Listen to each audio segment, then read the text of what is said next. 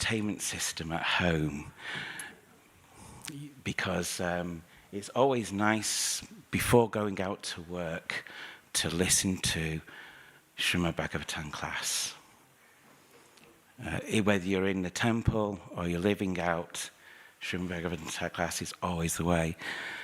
And I kept on losing connection, so I thought I'd better upgrade.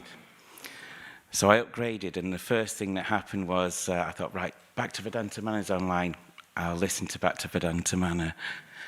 And a wonderful devotee starts off and he goes, well, a Malaksha is a devotee that can't, is an individual that can't speak Sanskrit. And I'm like, oh, well, that's me, isn't it?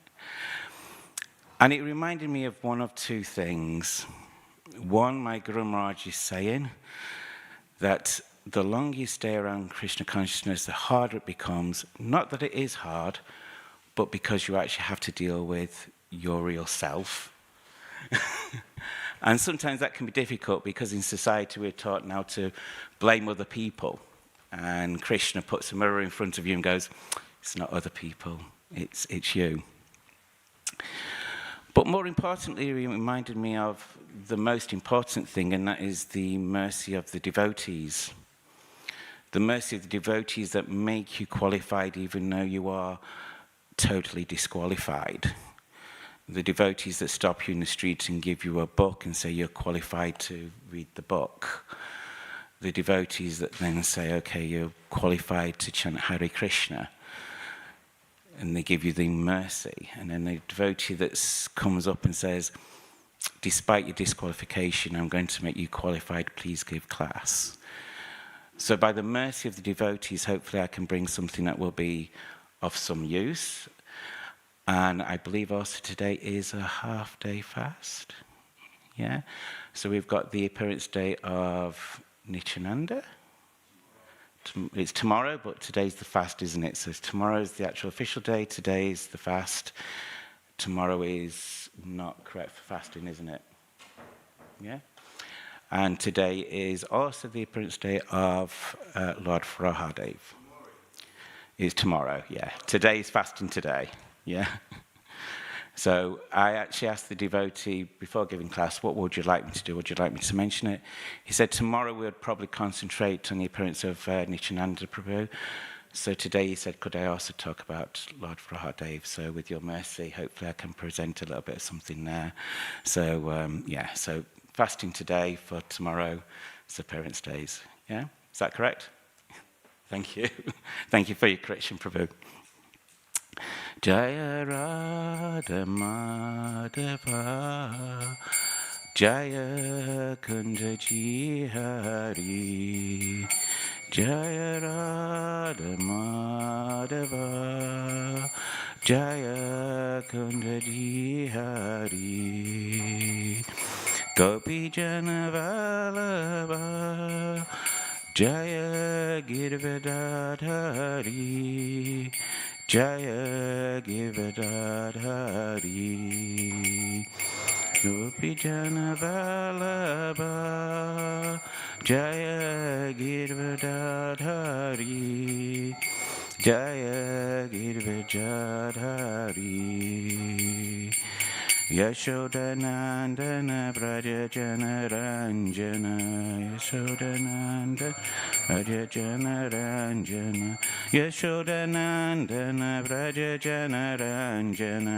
Yashodanandana Vrajajana Ranjana Jamuna Tira Vanachari Tira Vanachari Jamuna Tira Vanachari Tira Vanachari Jaya Radha Madhava Jaya Kunda Ji Hari Jaya Radha Madhava Jaya Kunda Ji Hari Gopi Jana Vallabha Jaya Girvadadhari Jaya Girvadadhari Gopi Jana Vallabha Jaya Giridhari, Jaya Giridhari. Yashodanandana Vraja Janaranjana, Yashodanandana Vraja Janaranjana, Yashodanandana Vraja Janaranjana, Nandana Vraja Janaranjana, Jamuna Tira Vanachari, Tira Vanachari, Jamuna Tira Vanachari. Hare Krishna, Krishna Krishna, Hare Hare, Hare Rama, Rama Rama, Hare Hare, Hare Krishna, Krishna Krishna, Hare Hare, Hare Rama, Rama Rama, Hare Hare, Hare Krishna, Krishna Krishna, Hare Hare, Hare Rama, Rama Rama, Hare Hare, Hare Krishna, Krishna Krishna, Hare Hare, Hare Rama, Rama Rama, Hare Hare. Jaya Radha Gokula Nanda, Radha Gokula Nanda, Shri Radhe, Radha Gokula Nanda, Radha Gokula Nanda, Shri Radhe. Jaya Sita Ram Lakshman Hanuman, Jaya Sita Ram Lakshman Hanuman, Jaya Sita Ram Lakshman Hanuman, Jaya Sita Ram Lakshman Hanuman, Jaya Gorang Nitai, Gorang Nitai, Gorang Nitai, Jaya Gorang Nitai, Jaya Gorang Nitai, Gorang Nitai, Gorang Nitai, Jaya Gorang Nitai, Prabhupada, Prabhupada, Prabhupada, Jaya Jaya Prabhupada, Jaya Prabhupada, Prabhupada, Prabhupada, Jaya Jaya Prabhupada.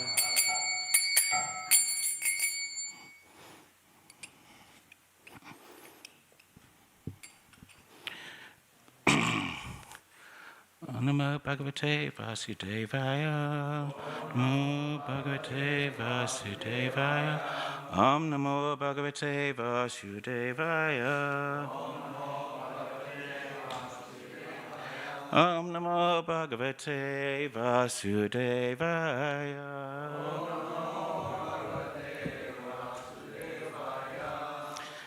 So we're continuing, aren't we, in Canto 3, Chapter 14, under the heading of the pregnancy of Diti in the evening.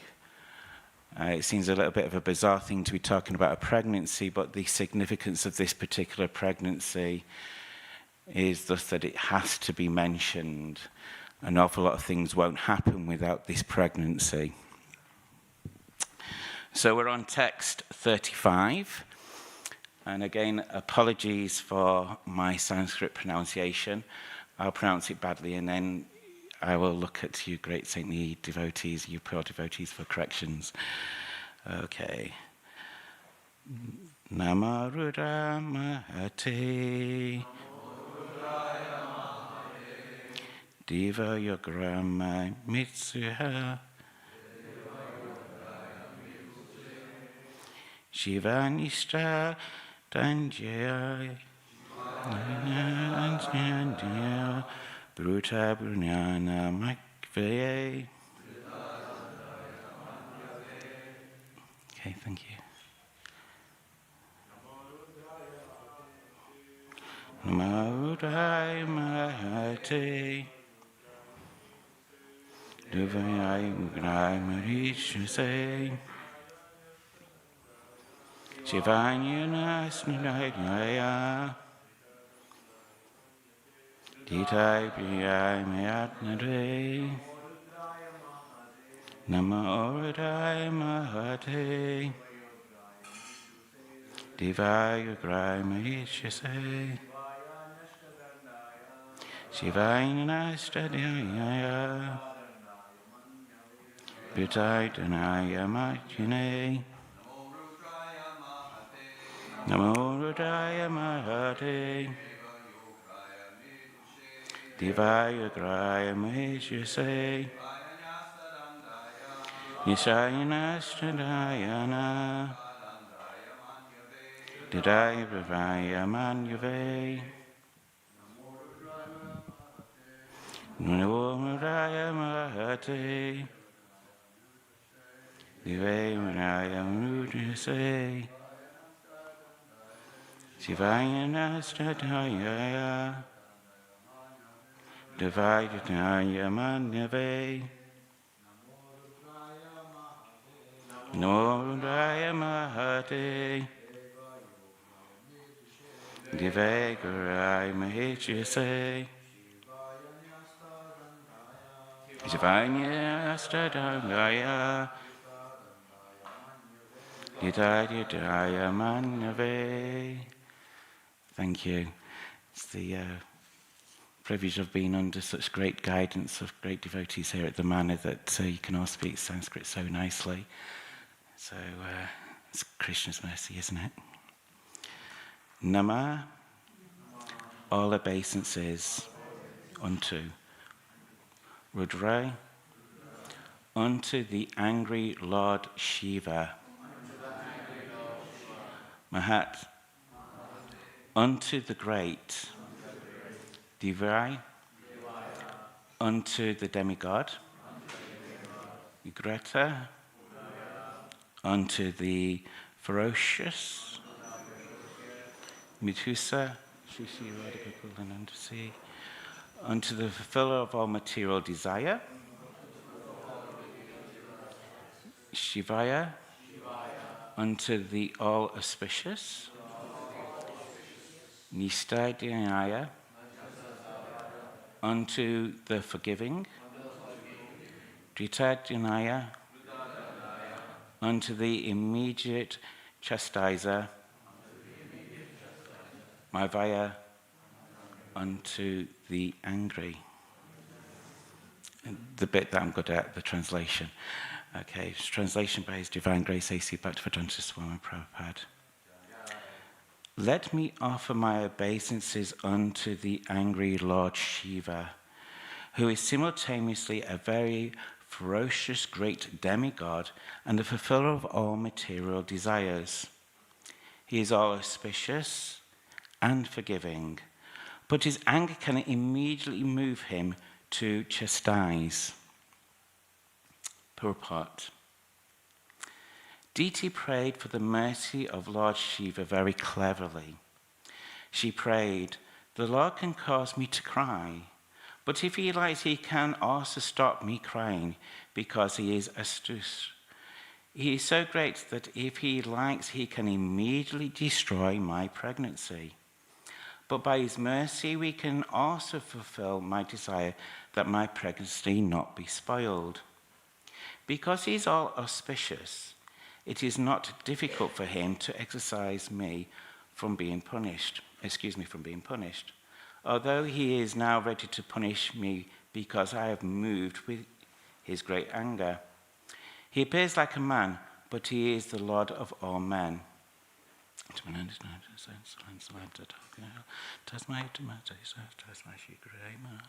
Shri Krishna Chaitanya Prabhu Nityananda Shri Advaita Gadada Shivasti Gaura Bhaktavinda Hare Krishna Krishna Krishna Hare Hare Hare Rama Rama Rama Hare Hare. When you first read this verse, it appears initially quite a simple verse. The more you look into it, the more complex it gets. I find that each time I read, and I've read it before, and I read it again, and there's more and more that comes out. It's interesting that it's Diti that is going to Lord Shiva and asking for his mercy. She wasn't the only one that had caused any form of offense. It tells you a lot about the mentality of her husband, who was overcome with lusty desire. And as a lot of the commentators said, he was also angry. But he also understood the requirements of bringing in a good child. Overcome with sex desires, and because his wife was so much wanting a child, he fulfilled his desire. Interestingly enough, by dint of that, her desire was also fulfilled. He had fulfilled his desire, he had moved on. Deity was different. This is telling you something about the feminine nature and the differences. Because not only had she become aware of the fact that she'd actually committed this offense, but also she'd become worried about her unborn child. So what to do? So she actually goes to Shiva directly.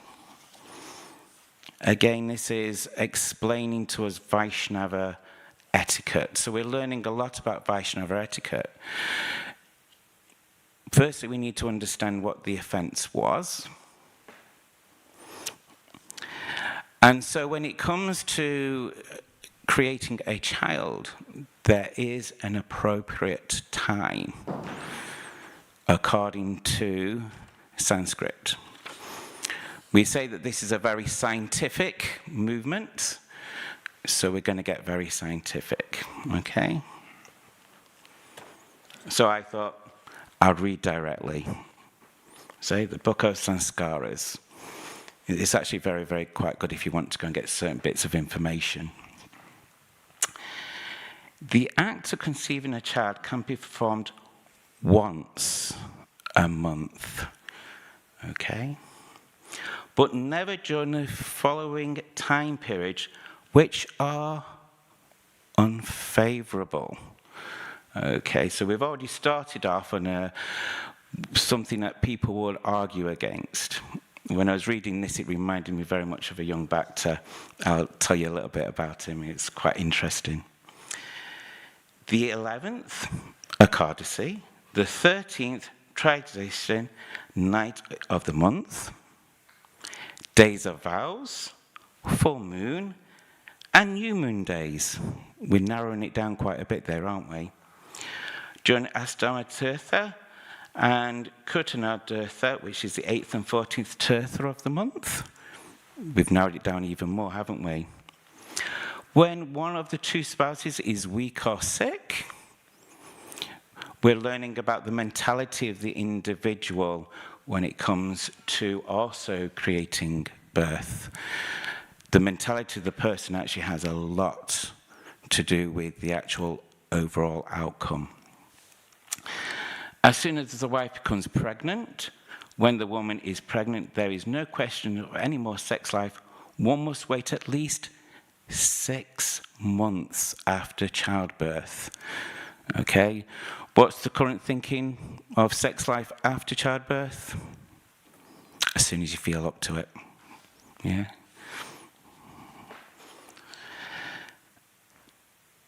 The first 96 hours that follow the menstrual cycle during Sannyasya.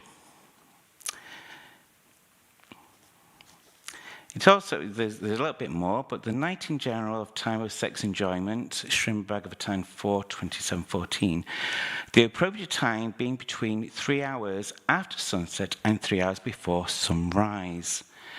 The best time is between 9 and 12, dark night, and avoiding the time around midnight. The third canto, Srimad Bhagavatam, while describing the pregnancy of Dita, informs us that the time when the sun sets is most inauspicious. Because this is a time the horrible-looking ghosts and constant companions of the Lord of the ghosts are visible. Okay? Yeah, most people, when they sort of say they see sightings of ghosts, it's usually around about that time. Okay? Ghosts are bereft of a physical body because of their grievous sinful acts. So it's telling you the nature of these ghosts. Being very kind to them, seeing that they get a physical bodies. This is Shiva, he's being very physical. He places them into the womb of a woman who indulges in sexual intercourse regardless of the restrictions of time and circumstances. Do we notice the offense? Wrong time? Wrong phase? Makes a big difference, doesn't it? And what was the outcome? We'll talk about that in a bit. Reading this, it reminded me of a young Bhakta in Brighton that I met. And he studied this. And he came up to me and he was talking about it. And he said, I've studied it. And I've worked out how much sex I can have in my life. I was very impressed actually how much he'd actually studied and how much calculations he'd done. However, I've decided that it's just not enough. Okay, so your conclusion's incorrect. So you've got all the knowledge, your conclusion's incorrect. And he was a very good woman hunter. He knew what to say, and as his enjoyment of one woman had dissipated, he'd have another one lined up ready to go, so we've met them, haven't we, these sort of characters. A couple of months later, I bumped into him and he said, you wouldn't believe it. You know the woman that I was with? Yes, yeah. Well, I'm still with her. Very good, you're still with her. She's pregnant. Responsibility had hit him. I've now got a responsibility of a child. Yeah. So we're learning that desire of Diti was that she wanted a child. She could see every other mother with their children.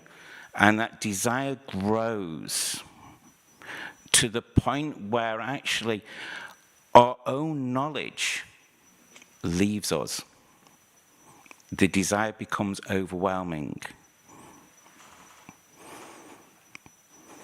So she had become overwhelmed. Now the checks and balances should have been her husband. This is the wrong time. This is what the outcome would be. We will wait till this time. Vaishnava etiquette. But again, he was overcome by lusty desires. And a lot of the commentators also say that he was also angry. So the wrong time, when Lord Shiva and the ghosts are out, Diti becomes pregnant. The offspring is not going to be very good. Because we've already noted there that because of their sinful activities, we're telling about the mentality of these individuals. Shiva has then put them into the womb, conceived also while angry. So the offspring is going to be angry and lusty. Okay? So when we come to Krishna consciousness, when we're talking about conceiving Krishna consciousness children, it starts before the woman even becomes pregnant.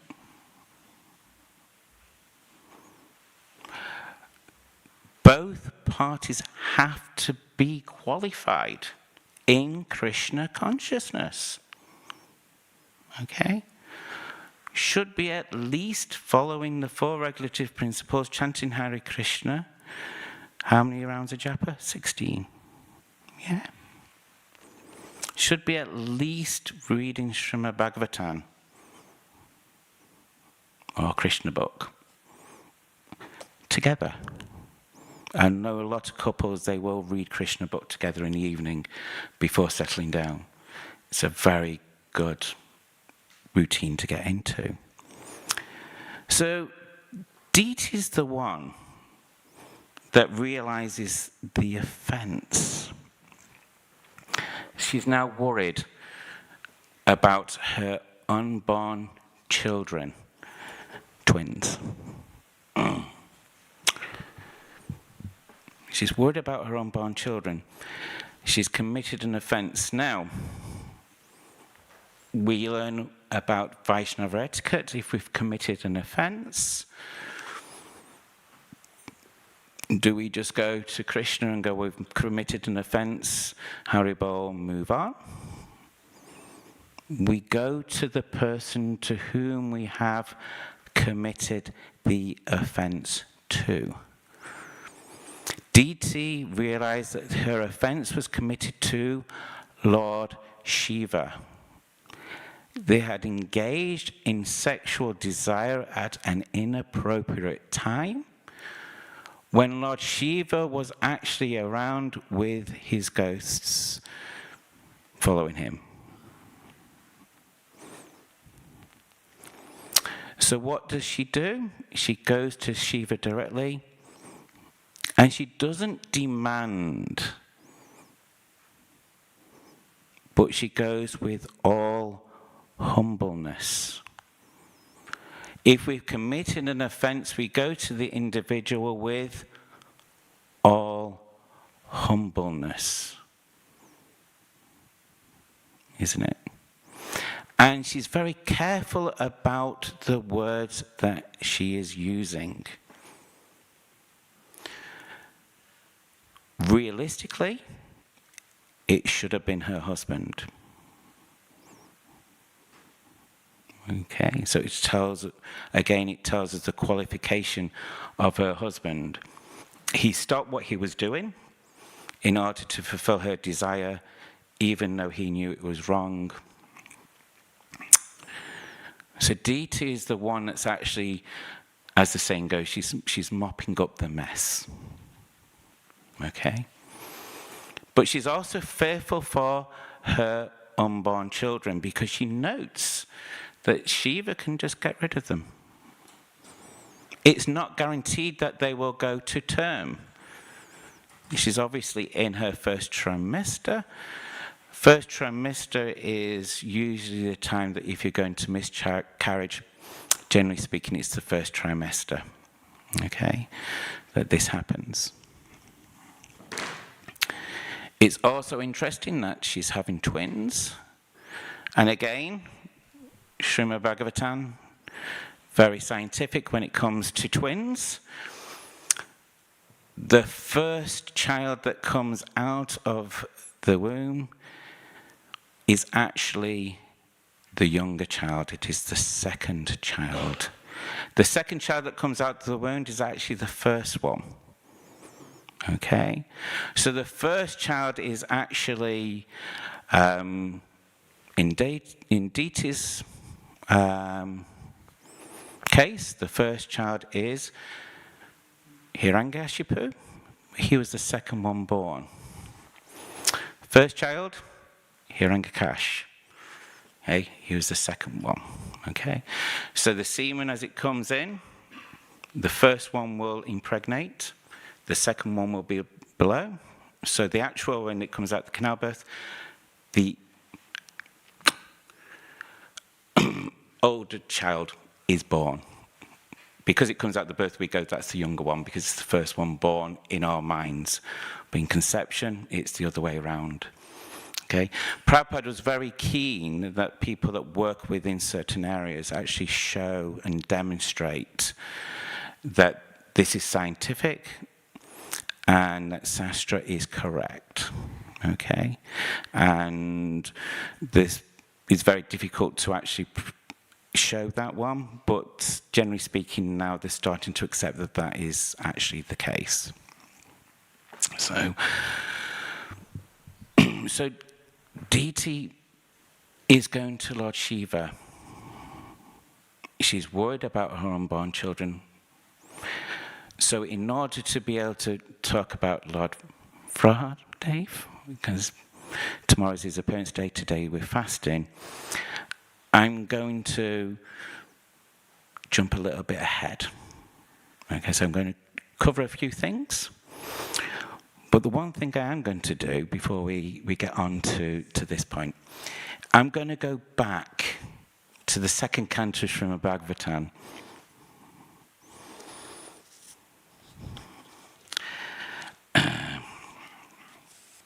And before the devotees get to read about Lord Frahadev, Prabhupada mentions it not only in Krishna book, but also in the second canto. And a bit of me wonders what the devotees made of it at the time, because they've not got the full story. So, a similar disturbance was created formerly by the demons headed by Hiranyakash, the great exploiter of the gold rush. And the earth was detached and its weightless condition fell down into the darker ocean. The Lord, as maintainer of the whole creation of the material world, therefore assumed a gigantic form of a boar, with a proportioned snout, and picked to the earth from within the water of Godaka. Sri Jiva Goswami, the great Vaishnava poet, sang as follows. And it's actually online, you can actually hear Prabhupada singing this. It is beautiful. I suggest you sort of look it up and listen to it. Vishtati sasika dunatavaloka sinakula kavaniya kashatita shukarupa jai jagadisha hare. O Keshava, O Supreme Lord, who has assumed the form of a boar, O Lord, the planet Earth rested on your tusk, and it appeared like the moon engraved with spots. What a lovely thought, isn't it? So how do we get from here, pregnancy of DT, to Krishna's appearance as the boar? Now, actually, there is notably two instances where Krishna appears as a boar. The commentators themselves actually note that in order to explain things nicely, that we focus on this particular incarnation of Krishna as a boar, Lord Frahadev, because it links in with what's happening here, with Diti's pregnancy,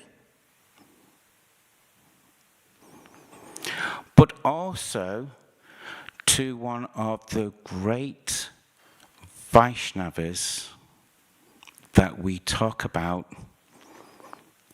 almost constantly. So Diti's pregnant. She's worried about her children. She's gone to Lord Shiva. And Lord Shiva goes, okay, there's not a lot I can do about this, really. Lord Shiva is limited. Krishna is unlimited. Lord Shiva is limited. Lord Shiva is always meditating on Krishna. He's considered a devotee of Krishna, isn't he? So we know that we have a lot of people who debate that Shiva is God, and Krishna, above Krishna, but we actually learn that Shiva is limited. Krishna isn't. So what was the deal? Okay. So you're going to give birth to 2 demons. Okay, Hiranyaksh and Hiranyakashipu. But what was the benediction? Because she's been so humble in her going to Shiva, that she does actually get a form of forgiveness. Because he said, okay, you're going to give birth to 2 demons, but your grandchild, he is going to be the greatest devotee. And who was the grandchild? Prahlad Maharaj. What a wonderful pastime. But before we get there, we have Hiranyaksh to deal with. So he's given birth, taking into account the circumstances that he was born in, so lusty and angry. And what we see is that his demeanor was lusty and also very angry. In fact, it mentions, doesn't it, about gold. And what was his thing? Gold. I've got to have as much gold as possible. I don't care how I get it, but I'm going to get it. Yeah. So he just goes, whatever it takes to get hold of the gold, he'll take. So much so that he took so much gold that Mother Bhumi could no longer maintain her orientation in the spiritual sky. We've got to take this into account, that Mother Bhumi provides for our needs, not for our lusty wants. So much so that she fell into the Gadara Ocean. According to certain commentators, she then buried herself in the mud at the bottom of the ocean. She was buried. Now, what to do? Anybody ever gone for a walk and you've gone into a muddy puddle and your boots got stuck? It's very difficult, isn't it, to get that out? But we've got to find Mother Bhumi. Then we've got to get her out. How is this going to happen? So Brahma is sat there and he's pondering the whole situation, isn't he, Brahma's? How are we going to solve this? Hiranyaksh has destroyed Mother Bhumi. So much so that Diti was actually, instead of giving milk, she was giving blood. The cows were also not giving milk, they were giving blood because of this situation that Bhumi found herself in, because of the disturbance Hiranyaksh was causing. He's pondering what to do. And out of his nostril, no bigger than the tip of the thumb, comes a boar, Lord Vraha. Right? It's interesting, isn't it? I was actually in work and I was saying to one of my colleagues that I'm coming to Bhaktivedanta Manor to give class, and I said, what are you giving class? And I went, Lord Vraha. It's Krishna's incarnation as a boar. And he sat there, he looked at me and he goes, what? I said, well, God can do anything.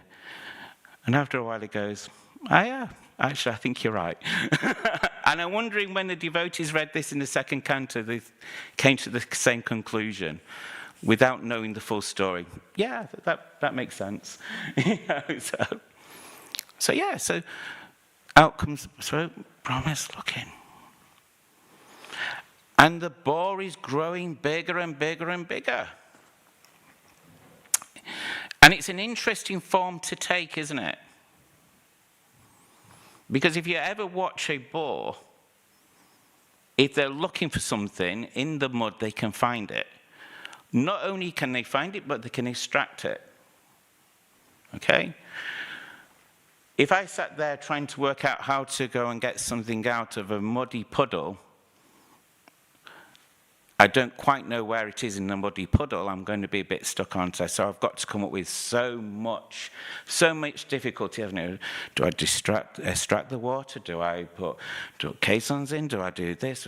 And then I've got to get it out. It's very difficult, isn't it? So Krishna always comes at the perfect time, in the perfect manner. So he's growing. So much so that when he hits the ocean parts. So we've just got the muddy floor. Shri Shri Radhika Kulanandra Ki, Shri Sitaram Lakshmanan Man, Shri Shri Sitaram Lakshmanan Man, Jai Go Premanandi Hari Hari Bol. So we see this. So he then goes and finds Mother Bhumi, picks her up with his tusk, and he's heading and taking her back to her constitutional position. Right? So he's on a mission. But we've got to remember there's a demon about Hiranyakash. He notices. Why? Because there's still gold to be found. I'm going to get the gold. So he starts, doesn't he, on Lord Vraha. How dare you? This belongs to me. These things belong to me. And he starts, who do you think you are? You are just. And so he starts using nasty words and, Lord Vraha was undisturbed because he needed to take care of Mother Bhumi first. So when we're undertaking ourselves, we're undertaking devotional service and somebody's causing us harassment, we don't turn around, service first. Okay? We should be focused on completing service. So he gets her back into a constitutional position, but he also, at the same time, returns her to the situation that she was in before Hiranyakash had taken everything. So he'd returned everything that she needed and returned her to where she needed to be. This is protection. Okay? So she's allowed to continue undisturbed. Now is the time to deal with Hiranyakash, because he's determined that he's going to go back and cause more trouble. Okay. It's interesting that the commentator said that Krishna could have ended this way before then. But Krishna likes his pastimes. But he also wants to teach us a little bit as well. So they start on a fight. And it doesn't seem to go very well to start off with for Lord Vraha, because what does he do? He drops his weapon. Ha! You see? I'm even better than you. I've still got my weapon. I'll let you pick it up. See how benevolent I am? Before I kill you, I'm going to let you pick it up. Yeah. Krishna's in the form of Lord Vraha. What's he doing? He's massaging the person's ego. Yeah, okay. We want to fight, let's do it correctly. Okay, you've lost yours now. Would you like to pick it up? This carried on for quite a while, to the point where he had enough. I keep on using my weapon. He gets another, we have to pick it up. Oh my goodness. So I've had enough of this. I'm going to finish it. Right? He still hasn't got the message. Right? He's still not learning. Okay, well, I'm going to hit him with my trident. I'll throw it. Okay, deal done. It's only a boar. Look at me. I'm, so angry, lusty, false sense of who he is. So he throws it. Sudaman Chakra comes, destroys it. That makes him even more angry. Yeah. Don't conceive a child when you're angry. You take anything away, that's one thing to take away. So anyway, the brinkmanship goes out to the window, because he's really not I'm going to teach this boar a thing or two. So he uses his mystic powers, his magical powers, to bring all the ratchets, and goes, okay, right, I've got my army now. Now I'm going to take you on. I'm going to take you on. I'm going to beat you now with my army. So it seems a bit unfair, really, doesn't it? Sort of one-on-one is etiquette. We read that we gather that from Bhagavad Gita. We gather that when we look at the Battle of Kurukshetra, etc. It's one-on-one, and it's of equals. Now, it's not of equals, and he's got a whole army.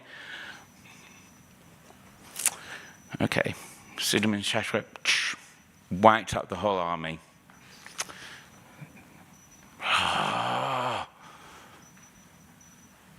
You can feel almost the, really?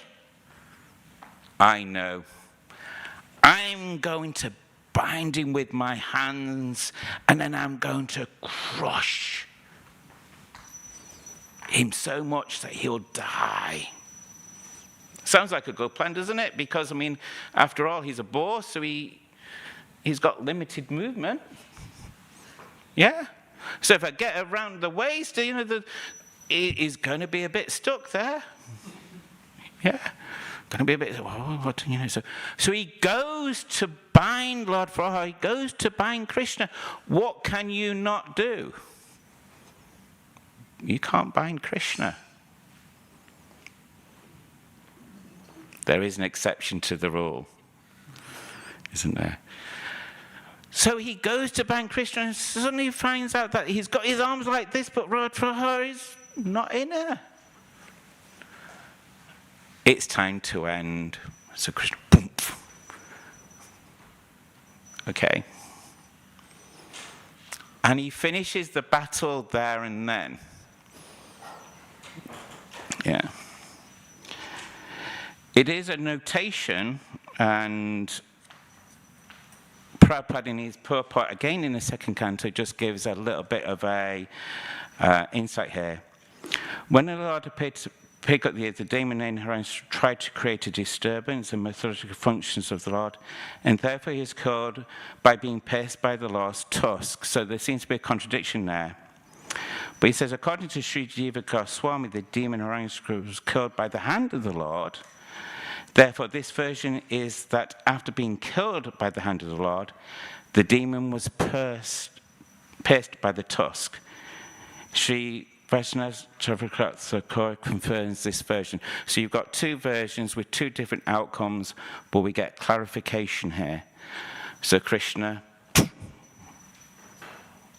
finishes the battle, but then the tusk makes sure that without a shadow of a doubt we know the Hiranyaksha had been killed. But when we look at the binding, he couldn't bind Krishna. I was thinking about this, and I was thinking, but Krishna is bound by love, by mother Yashoda, who managed to bind him with a rope. Now, it's not that she managed that very easily, because firstly she had to catch him, and he made sure that she was well and truly tuckered out by the time she'd actually got to catch him. That was before she'd actually got to bind him. And he made sure that she was even more tuckered out by the time she'd actually managed to bind him, but of pure love. But not only out of pure love, but also because he was still on a mission. He still had things to do, wasn't he? But if we're going to Krishna and we're going with the incorrect desire, one, we can't bind Krishna, and we definitely can't defeat Krishna. Now, you'd have thought that his brother Hiranyakashipu would have learnt from this, but that's a different Leela, a different story, isn't it? So we see here that we have a little prelude to what you could say was the main event, which brings us to Prahlad Maharaj, the great devotee. So although this is a small little purport, it's extremely significant. It tells us about how we should procreate, what it takes to make a pure devotee compared to what it takes to bring a demon. It tells us about Vaishnava etiquette if we've committed an offense, how we go about seeking forgiveness for that offense with great humility to the individual who we committed offense to. And we also sort of see that Krishna has his pastimes, but he always does his pastimes perfectly and inconceivably. So I hope that that's been of some use to you all. Any questions, comments, corrections, thoughts?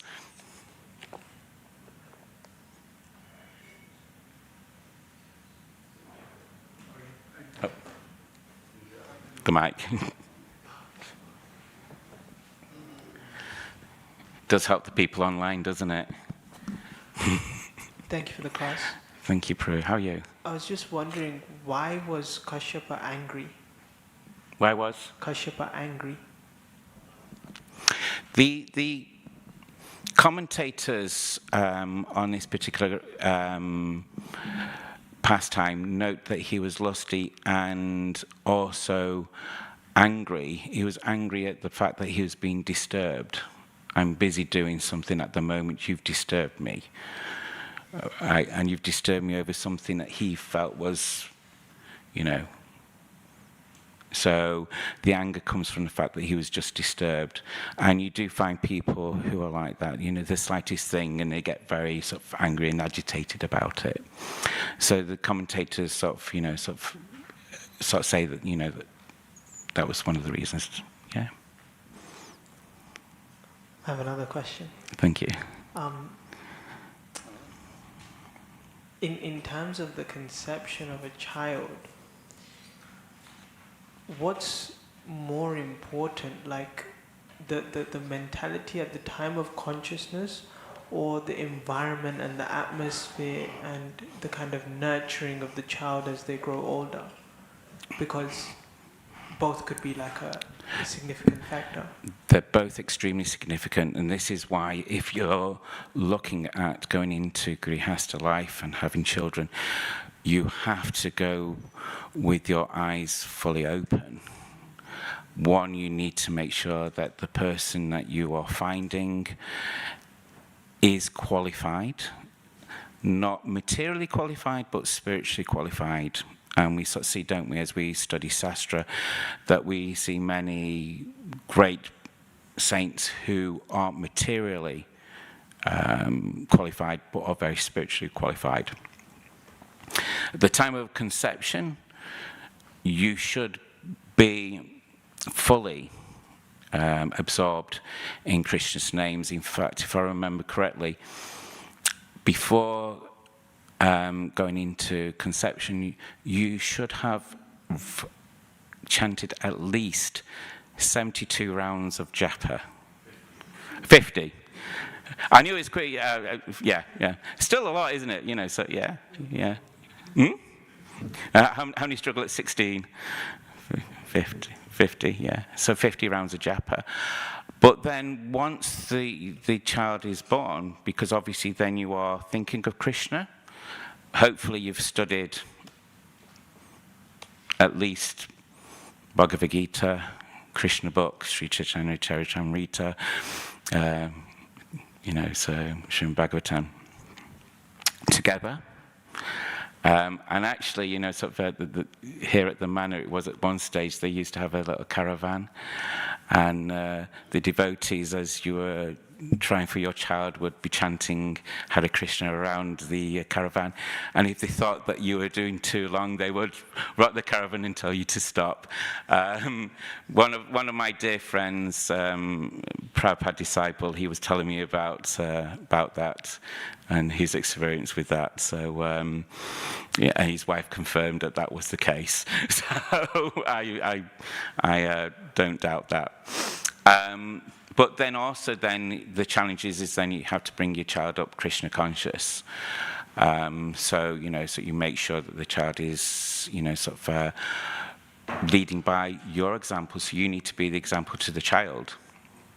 So again, it's about making sure that the person that you are qualified, because the child will pick up on any indiscretion or insincerity from your part. So you have to be fully Krishna conscious as you're bringing the child up. And we see, don't we, that the second, third generation of devotees coming through, because they are Vaishnava children, we sort of see how amazing they are. There's one young Mataji in ISKCON Melbourne. She's 12. I am perplexed at the questions that she asks at the end of Srimad Bhagavatam class. Every single Srimad Bhagavatam class, thank you, Prabhu, for a very nice class. And then she comes out with the most profound, even to the point where the temple president, Anna Rubiton, said, "Who are you? Who are you? You must be a demigod of some sort." The questions are so profound. But then she was a child of great devotees. A child of great devotees is going to be a great devotee. And we see that, don't we? Second, third generation devotees coming through. So it's a combination of conception and then raising. But it starts off with you making sure that you've got the most qualified person. And that's why you find a lot of people will go for the brahmacharis, because they know that they're well trained. Okay, if you want to get married, go in saffron. If you think you want to get married, go in white. One devotee told me that. I think he was a little bit tongue-in-cheek, but generally speaking, sort of the wired-up Matajis, the ones that are really in the know, will be looking for the qualified husband. Does that answer your question?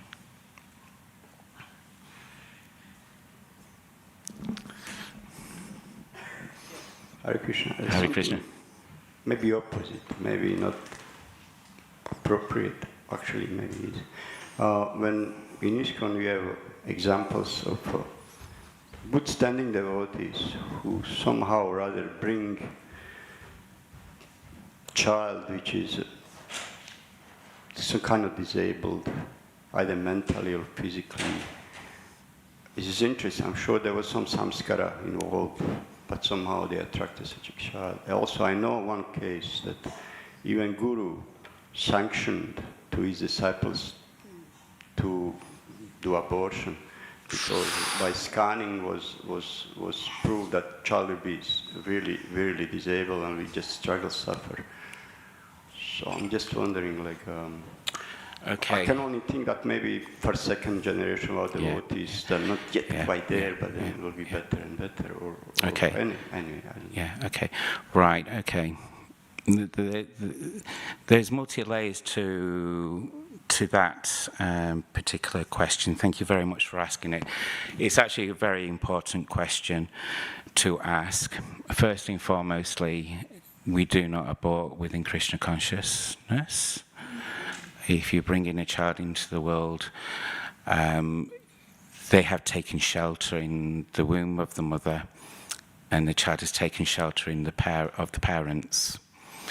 The child is in some ways fortunate, in as much as the child has taken shelter in a devotee family, which is of great benefit. We see here at Bhaktivedanta Manor, we've got quite a number of families who have children who have learning disabilities, who have physical disabilities.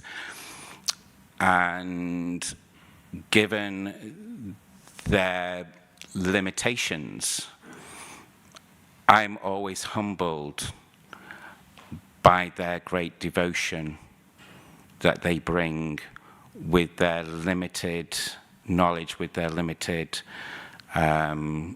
physical attributes. That is burning off previous karmas for whatever reason they have to take that particular disability. But the great boom is that they are born into a devotee family, and not only devotee parents, but also the wider devotee community. We've got to remember, as a community, we are responsible for the children. We're responsible to bring them up nicely. I'm always moved when I come here at Bhaktivedanta Manor. There's one or two devotees that I know that have physical disabilities, have learning disabilities, and I see their sincerity in Krishna consciousness, and then sometimes I think if I just had a drop of their Krishna consciousness, I would be able to make it back home in this lifetime. So we need to look beyond the physical, we need to look beyond the mental. We see the devotee for who they are, and I've not met a devotee child who has a physical or learning disability within our society that is not a pure devotee.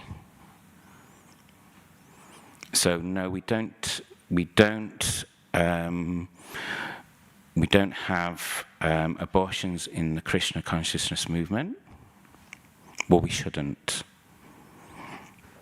Sadly, I know that is the case in certain circumstances, but you also got to take into account that if you abort a child, right, you have, under the laws of material nature, committed murder.